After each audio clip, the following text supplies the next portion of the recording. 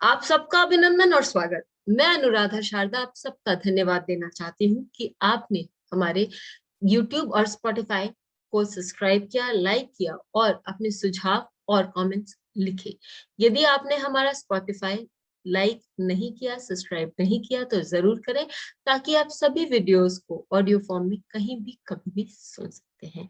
आज एक अद्भुत कॉम्बिनेशन बुध और राहु के बारे में हम बात करेंगे। जनरली हम देखते हैं कि लोग इसको अफ्लिक्शन बोलते हैं, राहु को बुध के प्रति अफ्लिक्शन बोलते हैं और बहुत हद तक ये सही भी है। लेकिन हमें एक सेकंड को ये बात सोचने के लिए बाध्य भी होना चाहिए क्या कि जब ये शास्त्र लिखा गया था तो सारी जो चीज थी परंपरागत भाव से होती थी और बहुत ट्रेडिशनल होता था। आज जब हम और आप कोसों दूर बैठे बात कर सकते हैं या इस वीडियो को देख सकते हैं, तो ये बुध और राहु की ही करामात है। तो हम ये जाने कि हर चीज जो काल सापेक्ष होती है वो कभी भी खराब, पूरी तरह से खराब नहीं होती। एफ्लिक्शन है, ये बात सत्य है, लेकिन क्या ये एफ्लिक्शन अपना रूप कहीं और अच्छे ढंग से भी दिखा सकता है? हाँ, दिखा सकता है, हमें प्रॉब्लम्स देगा, लेकिन वो कौन सी प्रॉब्लम्स होंगी और हमें क्या क्या इससे मिल सकता है, आए चले देखें इस वीडियो में। तो जब हम बुद्ध की बात करते हैं, सबसे पहले बुद्ध कॉमर्स को बताता है, यानी आपके व्यवसाय को दिखाता है।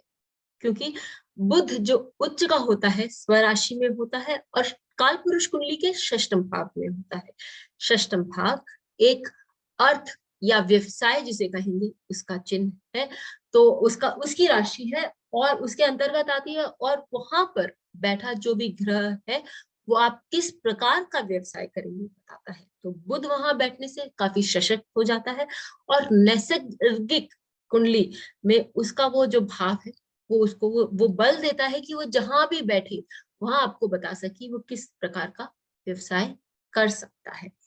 फिर हम बुद्ध का एक कारक कम्युनिकेशन उसको भी मानते हैं।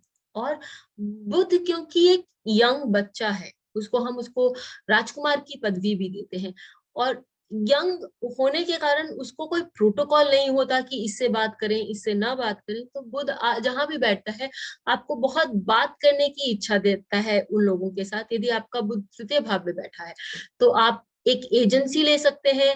आप जहां आप अपने जिनके साथ आपकी एजेंसी है उन लोगों से बात कर सकते हैं, आप अपने भाई बंधुओं से बात कर सकते हैं, आप अपने मित्रों से बात कर सकते हैं। यदि आपका बुध पंचम भाव में बैठा है तो आप में ये क्षमता है कि आप लोगों को इम्प्रेस कर सके, और जो हाई पोस्ट में बैठे हैं या आप अपने से जो बड़े हैं उनसे बहुत आसानी से बात कर सके। यदि आपका बुध अष्टम भाव में बैठा है तो आप अपने ससुराल वालों से अच्छा कम्युनिकेशन रखेंगे। यदि आपका बुध दशम भाव में बैठा है तो ऐसे लोग जो है वो अपने बॉस से या अपने जिस जहां वो काम करते हैं उस परिवेश में अच्छा काम बात कर सकते हैं। यदि आपका बुध द्वादश भाव में बैठा है तो ऐसे लोगों के पास ये क्षमता होती है, ये कला होती है कि वो अपने इष्ट से जुड़ सके। तो बुध जहां बैठता है वो आपको वो कम्युनिकेशन स्किल्स देता है। इसके लिए बोलते हैं कि अष्टम भाव का जो बुध है आपको अकल्ट में वो कम्युनिकेशन स्किल्स देता है। फिर बुध जो है वो इंटेलेक्ट का कारक भी है, यानी कि हम सब जो है हमारी सोच जो है वो एक दूसरे से भिन्न है। क्यों? क्योंकि जो हम देखते हैं वो हम अपनी इंद्रियों से जो भी देखते हैं, फील करके, देख के, कब जब हम खाना खाते हैं तो उसका टेस्ट या उसकी स्मेल से हम कुछ अपने दिमाग में उसके बारे में एक धारणा बनाते हैं। तो ये सारी चीज हम अपने दिमाग में प्रोसेस करते हैं, और उसको जो वो प्रोसेस है, वो जो थॉट प्रोसेस है वो बुद्ध जो है उसको गवर्न करता है। इसके लिए हमारे सोचने की जो क्षमता होती है, क्योंकि हम सब अपने एक्सपीरियंसेस से जो इंफॉर्मेशन गैदर करते हैं, लेते हैं, उससे हमारा एक थॉट प्रोसेस बनता है, वो सबका अलग अलग होता है।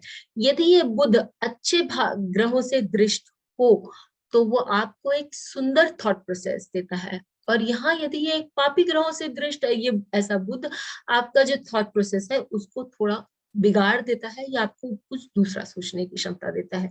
अब हम ये भी कह सकते हैं कि यदि बुध और राहु का यदि एक साथ हो तो वो अ, उसके थॉट प्रोसेस को खराब कर सकता है। हाँ, ये हो सकता है, लेकिन हम उसका एक दूसरा दृष्टिकोण भी आगे चल के लेंगे। फिर बुध जो है वो आपको ट्रैवल्स दिखाता है। नैसर्गिक कुंडली का जो तृतीय भाव है, जिसका बुध मालिक भी है, वो एक वायु तत्व का की राशि है। और बुध सब तत्वों का, यदि हम बोलेंगे कि समावेश है, या बुध को पृथ्वी तत्व कहा गया है, तो ऐसे में हम देखते हैं कि बुध आपको शॉर्ट ट्रैवल्स दिखाता है। जब भी कोई चेंज जीवन में लाने की जरूरत होती है तो हम तृतीय भाव देखते हैं।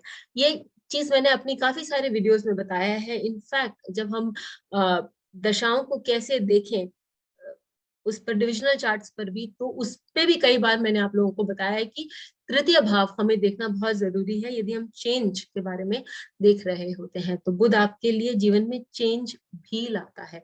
यदि बुध की दशा, अंतरदशा, प्रात्यांतर आने वाली है तो जीवन में बड़े चेंजेस आएंगे, क्योंकि बुध जो है वो तृतीय और षष्टम भाव का स्वामी है। फिर हम एक और चीज देखें कि यदि बुध आपको यंग बताता है, जैसे मैंने आपको पहले बताया था कि बुध आपकी कुंडली में राजकुमार भी कहलाता है, और राजकुमार देखने में सजीले, सुंदर और यंग होते हैं जनरली, जो हम लोगों को बताया गया है। तो यदि लग्न पर किसी का बुध हो, वो हम मानते हैं कि वो बुध जो है दिग्बली है। ऐसा व्यक्ति अपनी सोच में यंग होगा, दूसरों से, अपने उम्र के लोगों से ज्यादा ट्रेंडी होगा, और फैशन ट्रेंड ये सब ज्यादा समझता होगा और मानता होगा, और साथ ही देखने में भी वो यंग दिखता होगा। यदि पंचम भाव में आपका बुध बैठा है तो ऐसी स्थिति में आपके दादा या आपके नाना नानी वो यंग होंगे, या उनकी सोच धारा जो होगी वो फॉरवर्ड थिंकिंग वाली होगी। और यदि अष्टम भाव में बैठा है तो आपके ससुराल में कोई ऐसा होगा जो फॉरवर्ड थिंकिंग वाला होगा, आगे की सोचता होगा। या आपके एकादश भाव में बैठा है तो आप ऐसे ग्रुप में बात करना चाहेंगे, या ऐसे ग्रुप्स के साथ रहना चाहेंगे जो कि आगे की सोचते हैं, या जिनकी जो थॉट प्रोसेस है वो इन ट्रेंड रहने वाली थॉट प्रोसेस कहलाई जा सकती है। तो फिर हम एक और चीज देखते हैं राहु के बारे में।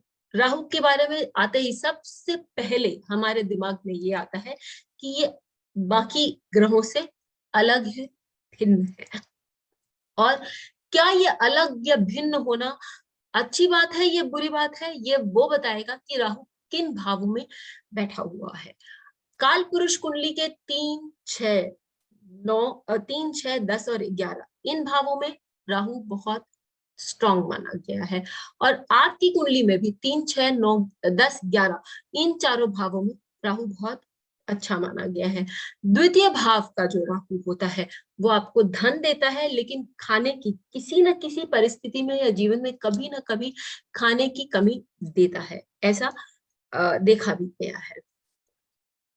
फिर राहु जो है वो नाम देता है, शौहरत देता है। यदि किसी का राहु दशम भाव में बैठा है तो वो राहु आपको, या एकादश भाव में बैठा है तो वो राहु आपको नाम देगा ही। आपको वो काल, फिर वापस हम देश काल पात्र देखेंगे कि वो कहाँ बैठा हुआ है। यदि आपके लग्न पे राहु बैठा हुआ है तो आपकी प्रबल इच्छा होगी कि आप जीवन में एक नाम कमाएं और एक स्थान पर पहुंचे। राहु नस का कारक है, और नस जिस तरह जाल की तरह हमारे बॉडी में है, उसी तरह, क्योंकि राहु फैलता है, राहु एक जाल भी बिछाता है, तो वो हम इसको कह सकते हैं कि, और उत्तर कालामृत में लिखा हुआ है कि राहु फैलाव का कारक है, और हमारे बॉडी में नस का भी कारक राहु है। फिर हम राहु जो है हमें पावर देता है। पावर यानी कि दशम भाव में, एकादश भाव में, षष्टम भाव में राहु आपको वो पावर देता है। षष्टम भाव में वो आपको शक्ति देता है कि आप अपने दुश्मनों से, अपने जो जीवन में जो ऑब्स्टिकल्स आ रहे हैं उनसे जूझे, और उन पर आप बली हो, या उनसे आप उनको हरा कर आप आगे बढ़े। दशम भाव में आपको वो शक्ति देता है, क्योंकि वहां पर वो बहुत स्ट्रांग हो जाता है। दशम भाव को हम जेनिट भी बोलते हैं, सबसे उच्च स्थान देते हैं राहु को। वो उच्च स्थान प्राप्त होने पर वो आपके सर पे चढ़ के बोलता है, और जो भी उसके सामने आता है उसको वो आघात पहुंचाने में या उसको अपने स्थान से वंचित कराने में वो पूरी तरह से सक्षम है।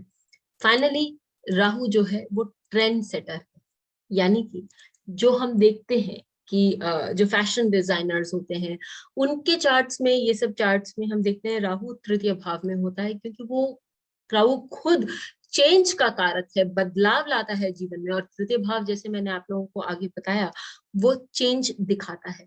तो और क्रिएटिविटी में चेंज होना बहुत जरूरी है। यदि हम एक ही दिमाग से और एक ही थॉट प्रोसेस से काम करते रहेंगे तो हमारे जीवन में क्रिएटिविटी नहीं आएगी। उसी तरह ये राहु जो है, यदि तृतीय भाव से जुड़ा हो या फिर सप्तम भाव से जुड़ा हो, एकादश भाव से जुड़ा हो, तो मनुष्य के सोचने की शक्तियों में बहुत चेंज आता है, क्योंकि 3, 7, 11 जो है वो वायु तत्व है। इसी प्रकार हमने देखा कि राहु और बुध के जो अलग अलग कारकत्व हैं, यदि हम उनको मिक्स करें, क्योंकि एक बहुत स्ट्रॉन्ग पॉइंट है कि राहु और बुध तृतीय भाव, षष्ठम भाव, बुध काल पुरुष कुंडली का तृतीय भाव और षष्ठम भाव का मालिक है, और षष्ठम भाव में उच्च का होता है। राहु तृतीय भाव और षष्ठम भाव में यदि बैठ जाए तो बहुत बली हो जाता है। तो इनके ये जो पॉइंट्स हैं, यदि हम तृतीय भाव आपको करेजियस बताता है और राहु आपको बात में करे, तृतीय हमें मालूम है कि बुध हमें सोचने की शक्ति देता है, बुध हमें बात करने की शक्ति देता है, और राहु उस शक्ति को फैलाता है। तो आपके कॉन्फिडेंस में, आपकी बात करने की जो ऊर्जा है, वो सारी चीजें उठकर सामने आती हैं और लोगों को वो लुभावनी भी लगती है, अच्छी भी लगती है। फिर राहु जो है, यहाँ ये एक पॉइंट जो है वो नेगेटिव पॉइंट है, जो हमने बोला था कि आप लोगों को एफ्लिक्शंस भी दिखाई देंगे, स्किन प्रॉब्लम्स दे सकते हैं। राहु और बुध का जो कॉम्बिनेशन है वो आपको स्किन इश्यूज दे सकते हैं, क्योंकि बुध स्किन का कारक है।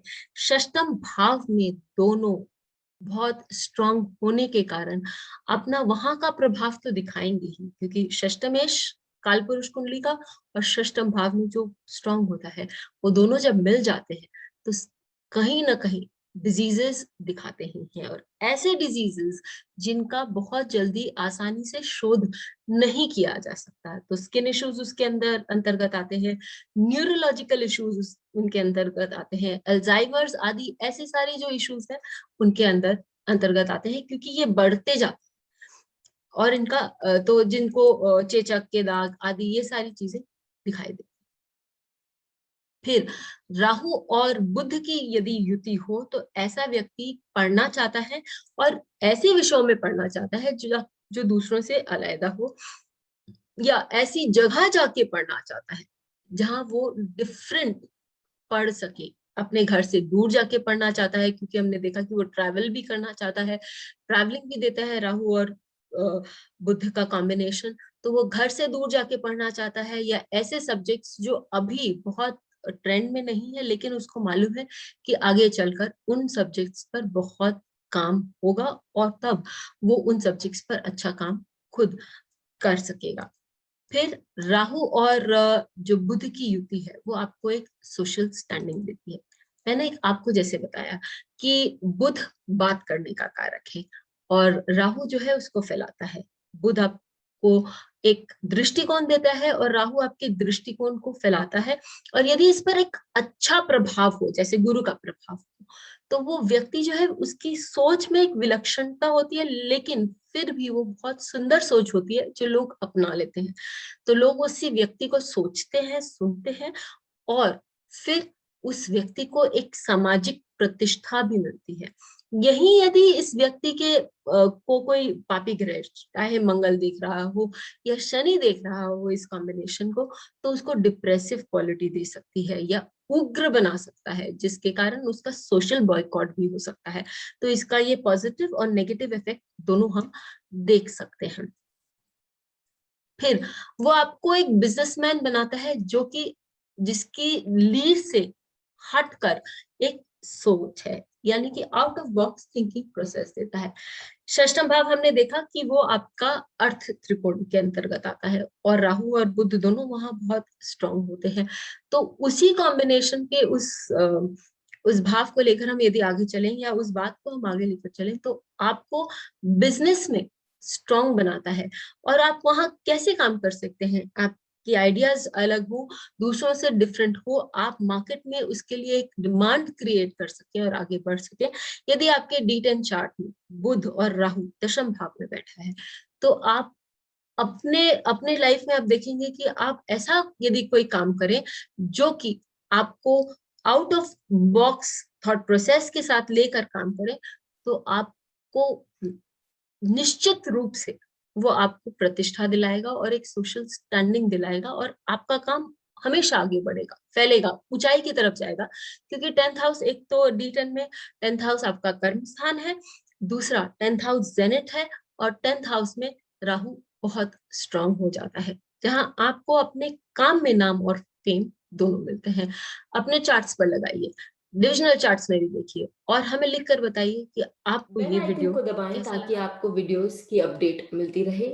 हमारे वीडियोस को लाइक करें, शेयर करें, उन पर कमेंट करें और हमारे चैनल को सब्सक्राइब करना ना भूलें।